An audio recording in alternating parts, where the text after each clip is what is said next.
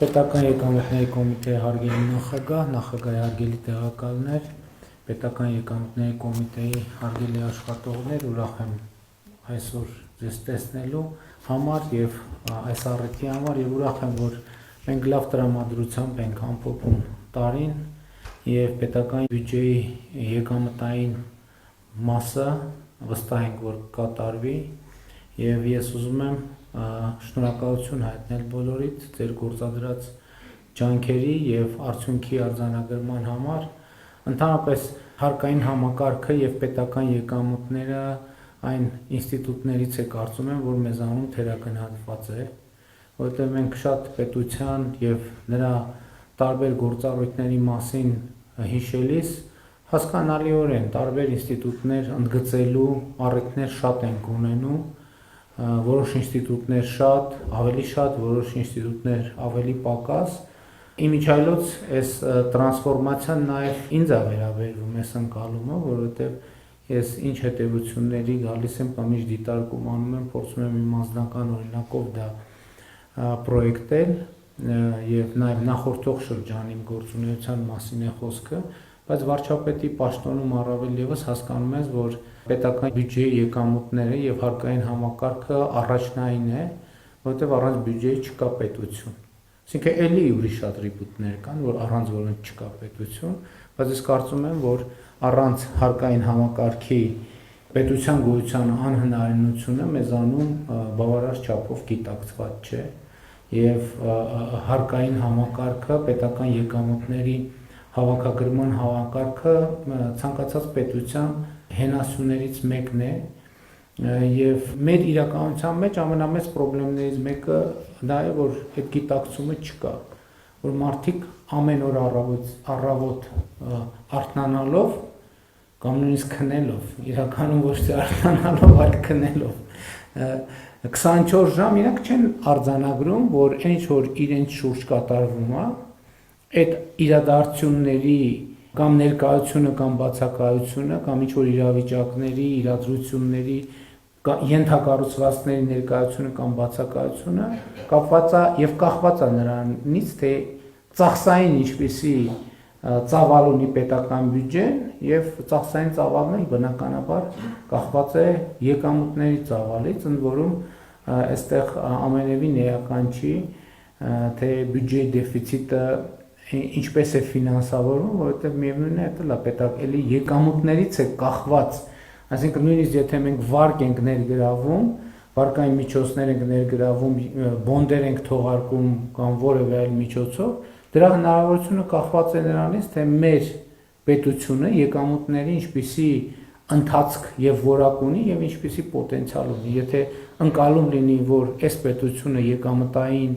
երկարաժամկետ տրամաբանության մեջ այնքան է վստահելի չի, ոչ մեկին պարտք չի տա, որովհետև պարտք տալիս են շահույթ ստանալու համար, ոչ մեկ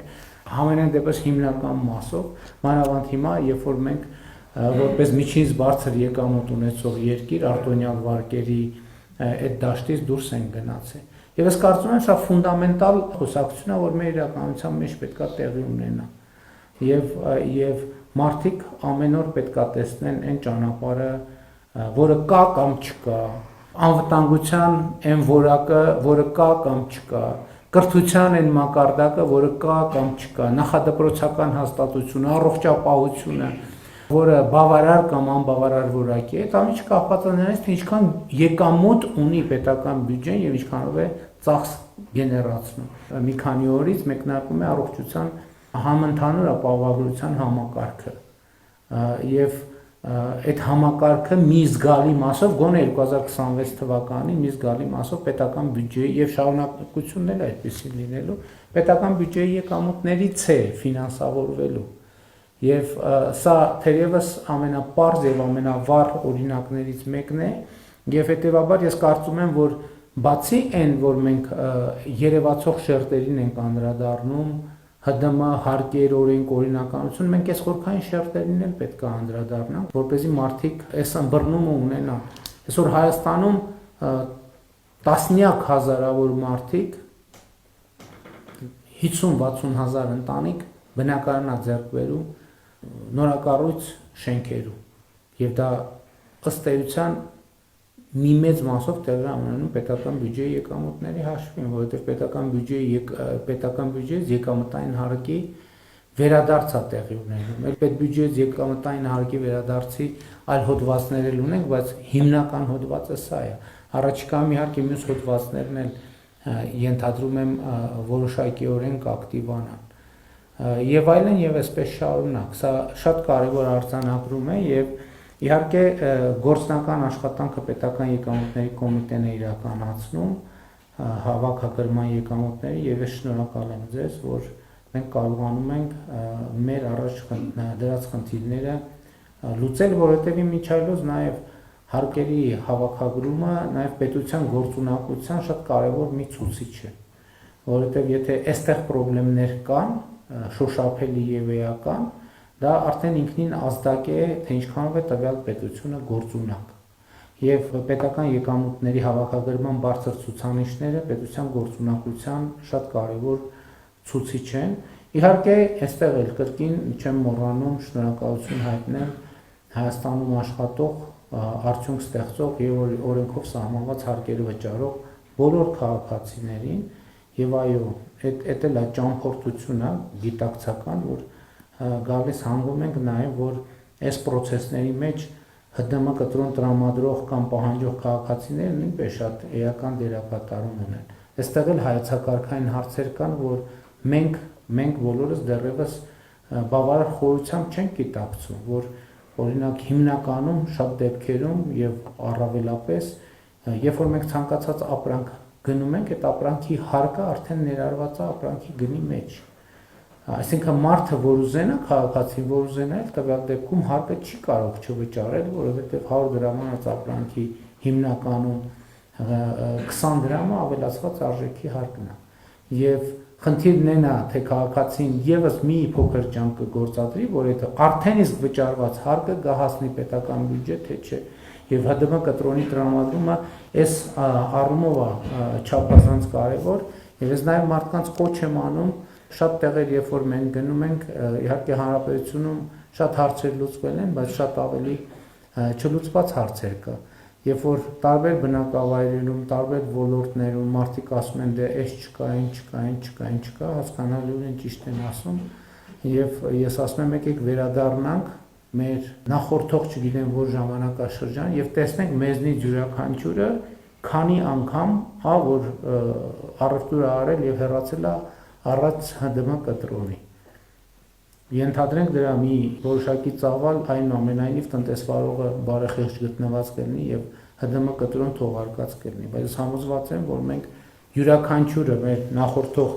ՀԴՄ համակարգի ներդրման օրից համոզված եմ հազարավոր, տասնյակ հազարավոր այդպիսի դեպքեր, մեզնից յուրաքանչյուր ինձնից սկսած, այդպիսի դեպքեր ունեցել ենք, որ դուրս ենք եկել մտներով չենք անցել։ Հիմա որտեղ տեսնում ենք չլուծված հարց, ցանկացած ոլորտում մենք պետք է հետ գնանք եւ հիշենք։ Եվ մտովի պատկերացնենք, դա պետական եկամուտ տրիլիոնավոր դրամների մասին է խոսքը, որը մենք մի փոքր ջանք չենք գործադրել, որ դրանք հասնեն պետական բյուջե։ Այս առումով շատ կարեւոր է համարում նաեւ, որ մենք չարհամարենք եւ հասցեագրենք այն ահազանգերը կամ բողոքները հիմա նաեւ երբեմն քաղաքական շարժման տրամաբանությամբ խոսվում է, որ մենք հարկային տերրոր ենք անում եւ այլն եւ այդպես շարունակ եւ այստեղ նախ կարեւոր է որ ջերմուկում տեղ ունեցած վերջին աշխատաժողովի ընթացքում մենք այս խնդրին անդրադարձանք, գործարար համայնքի հետ այս հարցերը քննարկեցինք եւ սկզբունքը այո այդպեսին է, մեր քաղաքական մոտեցումը այսպեսին է, որ մենք ակնկալիք չունենք, որ որևէ մեկից մի լում ավել թեկուզ հարկ վերցնենք, բայց մենք հնարավոր չենք համարում, որ մեկից մի լումա պակաս հարկի գանձումը եւ սա կարևոր խնդիր է, որը մենք պետք է լուծենք։ Մենք պետք է նաեւ ասենք երկրում ահռելի ստվեր կա։ Այո, մենք հաջողություններ ունենք եւ 20 հարկեր հնա 25% ցուցանիշին կհասնենք, դա արդեն շատ իրատեսական ցուցանիշ է, բայց 2018 հեղափոխությունից հետո մենք հենց տոկոսի մասին ենք խոսում։ Հեղափոխությունից հետո երկրի տնտեսությունը 50%-ով աճել է։ Լավ մի քիչ ստվերը կրճատվել է, բայց մենք ահռելի ստվեր ունենք։ Մանավանդ հիմա այսօր ակնհայտ է, որ տեխնոլոգիաների հետ կապված ոլորտն եւ տեխնոլոգիաները օգնում են, որ ստվերի համար նոր տարածքներ բացվեն եւ այլն եւ բջջային հեռախոսները, որ դարձել են մեր կյանքի շատ կարևոր հատված, այդ ոլորտում մենք խնդիրներ ունենք եւ մենք առաջիկայում պետք է այդտեղ վճռականություն ցուցաբերենք եւ համակարգներ դնենք, որ երկրում ակտիվացված որևէ հեռախոս պետք է աշխատի այն պայմանով, երբ որ մենք տեսնենք, որ իր համար, այսինքն ինքնօրինական ճանապարհով է մուտք գործել Հայաստանի Հանրապետություն, իհարկե կլինեն դեպքեր, որ անձնական օգտագործման համար եւ այլն, բայց այս խնդիրը նույնպես մենք պետք է լուծենք։ Բայց ընդհանուր առմամբ ուզում եմ ասել, որ ստվերի կրճատման հարցում, այսպես ասած, բովանդակային պոզիտիվ մեթոդները ավելի էֆեկտիվ են դուրս գալիս ի վերջո։ Եկեք վերադառնանք 2019 թվական, երբ որ մենք հարկային համահարթ համակարգ ստեղծեցինք 20% եկամտային հարկ։ Այն ժամանակ շատ մեծ մտավախություններ կային եւ մտահոգություններ կային, թե պետական բյուջեի եկամուտները կկրճատվեն, մենք հարկերը կրճատում ենք, բայց մենք էականորեն ընդհանուր 30-35, 27, 23-ից դարձրինք 20% եկամտային հարկ եւ մենք ինչ էֆեկտ տեսանք։ Եկամտային հարկի գեներացումը էականորեն ավելացավ, աշխատատեղերը ավելացան, իհարկե մի մասը ստվերից դուրս եկավ, մի մասը տնտեսական աճի հետ նոր աշխատատեղեր ստեղծվեցին, եւ ես շարունակաբար հիմա աշխատատեղերի աճը մասամբ նաեւ կապում եմ այն բարեփոխումների հետ, որ իրականացնում ենք, մասնավորապես համընդհանուր հայտարարագրման եկամուտների համակարգը, երբ որ մարդիկ կոնկրետ շահագրգռություն են ստանում, որ իրենք եկամտային հարկից վերադարձ ստանան։ Հիմա ես սկզբից ճիշտ է շատ մի քիչ նեղվում էի, որ մենք առողջության ապահովագրության համակարգը 200,000 դրամ եւ ավել աշխատավարձ ստացողների համար ենք ներդնում, մտածելով, որ այնուամենայնիվ սոցիալապես ավելի խոցելի խավի համար մենք այդ հնարավորությունը չենք բացում, բայց հետո երկար մտածելուց եկանք այնտեղ, որ այստեղ էլ կա ստվերային աշխատավարձերը ստվերից հանելու պոտենցիալ։ Մենք ուզում ենք մարդկանց շահագրգռենք, որպեսզի իրենք գնան իրենց գործատուներին, ասեն իմ աշխատավարձը իրականում 200,000-ից ավելի է եւ ստվեր ունենալու պատճառով մենք առողջության ապահովագրության համակարգից չենք կարողանում օգտվել եւ նաեւ ստվերում աշխատող հնարավոր գործատուների վրա այդ թվում քաղաքացիների կողմից ճնշում գեներացնենք։ Հաջորդը մենք չենք էլ թաքցրել կենսաթոշակառուների եւ նպաստառուների համար անկանխիկ առևտրի դեպքում հետվճարի համակարգը, այդտեղ էլ կառուցողական ճնշում ենք գործադրում մենք ըստ էության ստվերի նկատմամբ եւ մեր գործելակերպում մեր ընդհանուր ռազմավարությունն է դա։ Մենք մի X կետում ապագայում եւ ես հույս ունեմ, որ այդ կետը հնարավոր շուտ կգա, պետական եկամուտների կոմիտեն, այսպես ասած, ոչ թե ուժային կառույց է մեր ընկալմամբ, այլ մի կառույց, որը աջակցում է տնտեսվարողին, որպես ինքը իր գործերը ճիշտ կազմակերպի եւ ի վերջո այդ գիտակցում այդ տնտեսվարողը կներեք այսքան ճանապարհ որ կառուցում ենք դրանից ամենաշատով է օգտվում տնտեսվարողները ճանապարհի եւ մյուս ենթակառուցվածքների բարելավման արդյունքում իրանք ինչքան միջոց են խնայում օրինակ եթե ճանապարհները քանդված լինեն ինչքան վնաս կկրեին իրանք ընդ որում ճանապարհը ամենապրիմիտիվ օրինակն է ես դրա համար անընդհատ կենտրոնանում եմ այդ օրինակի ոչ մեկ էս հաշվարկը չունի բացարձակապես որ ես չեմ հավատում որ մի տնտեսվարող կա բայց հիմա եթե այդտեղ էլ քանի որ իրանք ստվերում են աշխատել ցավոք շատերը այս հաշվարկը չի լինի որովհետեւ եթե իրանք հաշվարկ ունենային օրինակ 10 տարի առաջ իրանք մեքենաների նորոգման եւ այլնի վրա ինչքան գումար են ծախսել այսօր կարող են այդ գումարը տեսնել որպես հնարավոր խնայողություն կամ պոտենցիալ եկամուտ բայց ակնհայտ է որ այդպիսի տողեր կան բայց այդ տողերի հետ ոչ մեկ չի առնչվում որովհետեւ մեր ոչ մի վիճակագրություն սրա մասին չի ասում դրոշմավորման ծրագրի հետ կապված ելի մենք շատ բարդ ճանապարհ ենք անցել դրոշմավորման նոր համակարգը շատ լուրջ հակազդեցության եւ քննադատության արժանացավ ինձ համար ակնհայտ էր որ այդ քննադատությունը ունի երկու կողմ մի մասը նեգատիվ լոբինգ է այսինքն որովհետեւ ակնհայտ է դրոշմավորման նոր համակարգը ինչով է ինձ համար անձամբ գրավիչ որ մենք կարողանում ենք ամեն մի շիշ գարեջուրը արտադրության պահից միջև սպառման պահը ընդ որում իմանալով դա սպառվել է սրճարանում, ռեստորանում, թե մարդ տարել է տուն, որը մի շաբաթ հետո պիտի սպառել, այս մակարդակի մենք կարողանալու ենք առնվազն կամ հիմա աշխատում ենք այդ համակարգի վրա հետագծելիություն ապահովել։ Այս դեպքում ոչ հատուկ օպերացիաների կարիք կլինի, որովհետև հաշվարկը պարզ ցույց կտա, եւ հիմա մենք նույնիսկ առաջին արդյունքներն էինք արձանագրել շատ մակերեսային ներդրման փուլում։ Երբ որ մենք տեսել ենք, որ նույն ապրանքը, այսինքն պարզ է, չէ՞, դրոշմավորումը ասում է, այս գրիչը ունիկալացնում է, ինքը ոչ թե կոպիտ ասած ուղղակի գրիչ է, ինքը անուն ազգանուն անձնագրի համարով դառնում է գրիչ։ Եվ մենք տեսել ենք, որ համակարգը երբեմն մեզ ցույց է տալիս, որ այս մի գրիչը 1000 անգամ վաճառվել է օրինակ։ Եվ մենք հասկանում ենք, որ դա չի կարա տեղի ունենա եւ խնդրեմ կա, ընդ որում սա մեզ թույլ է տալիս, որ խոշոր խնդիրների տեղը մենք տեղորոշենք, ռիսկերի գնահատման համակարգ ենք ասում, բայց մենք իմանանք որտեղ գնանք ստվերը փնտրենք։ Բայց մյուս կողմից էլ կար խնդիր գների գնագոյացման հետ կապված եւ վճարման համակարգերի հետ կապված եւ մենք որոշեցինք նաեւ քննադատությունները լսել եւ այդ քննադատությունները լսելու արդյունքում մենք եկանք այն եզրակացության, որ մենք գները ոչ միայն երեք կայացրինք, չէ՞, նիստով այդ որոշումը չզեկուցվող հարցերի փաթեթով, ոչ միայն գները իջեցրինք, այլև սահմանել ենք նաև համակարգ, որ նախկինում այսօրվա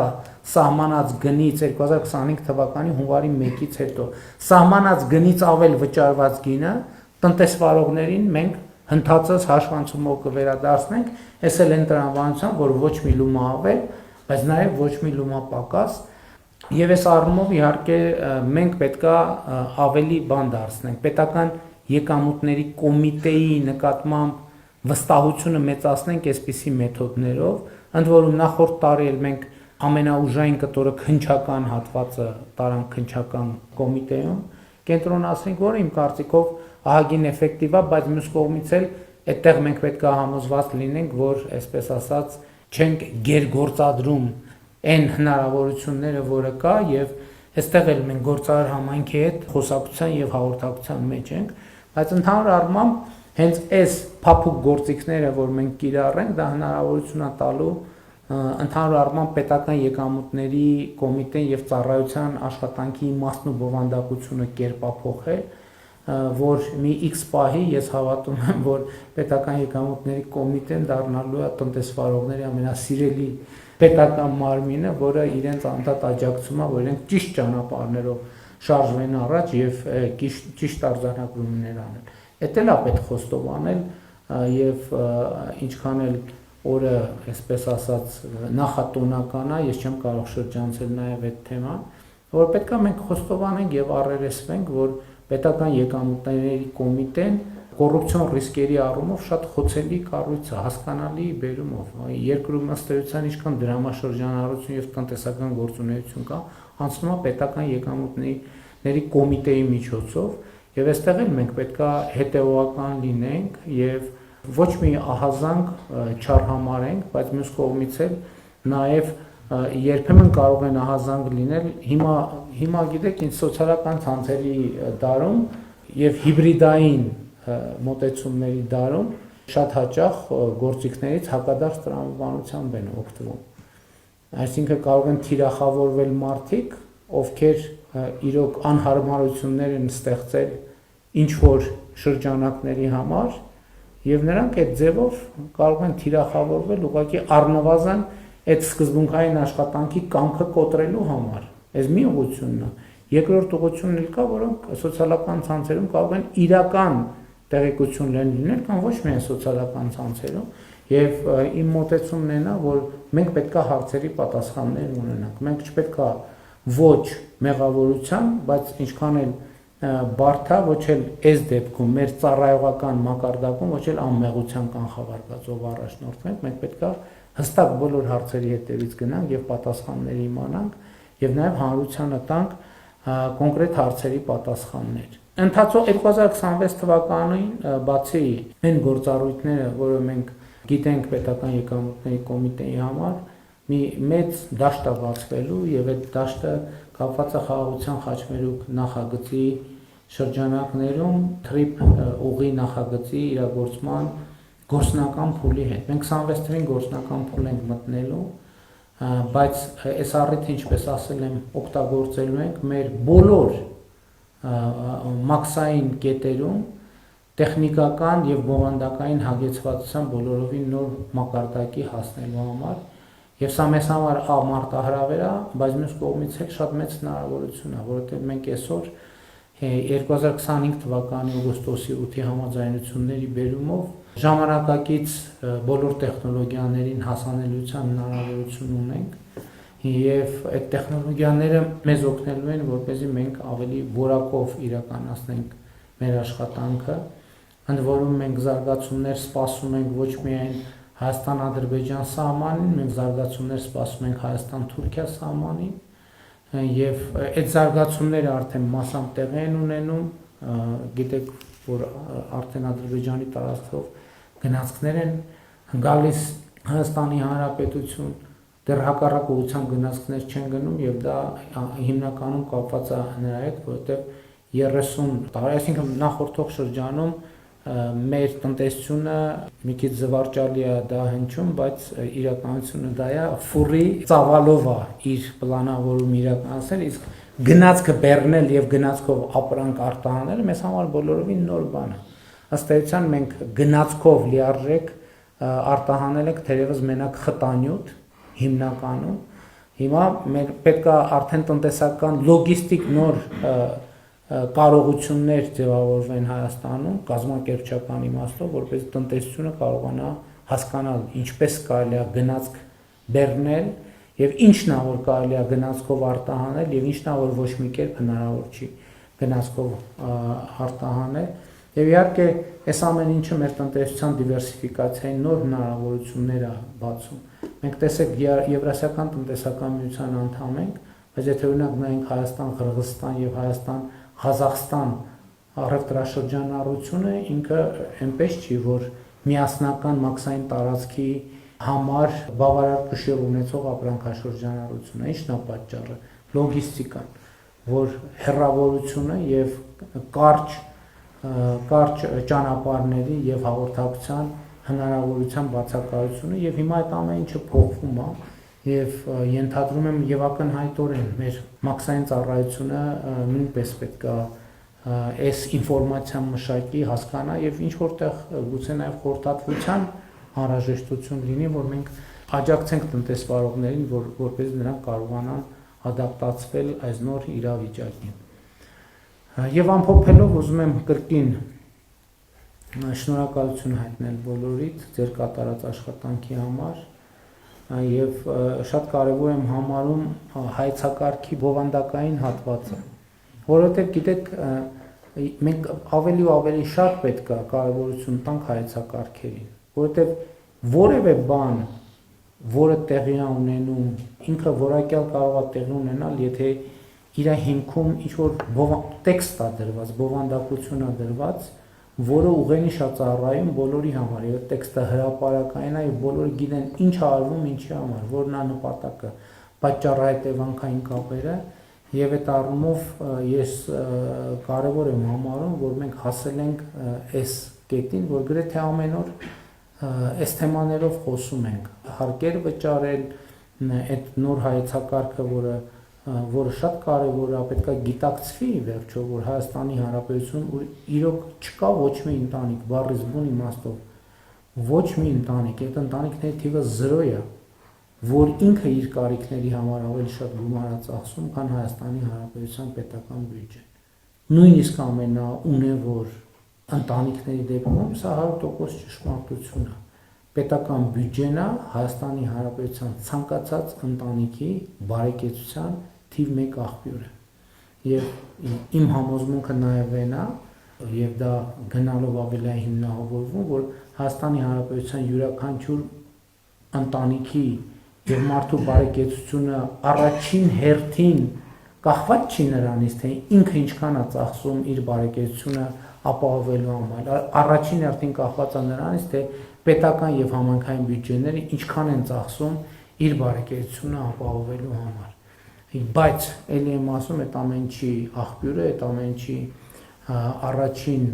օպերատորը պետական եկամուտների կոմիտեն է եւ նրա աշխատողները, համակարգը Եվ ես ուրախ եմ արձանագրել, որ մենք գնում ենք կայացման ճանապարհով։ Մենք անթերի չենք։ Պետական եւ ոչ պետական համակարգում եւ Հայաստանի Հանրապետությունում չկա ոչ անձ,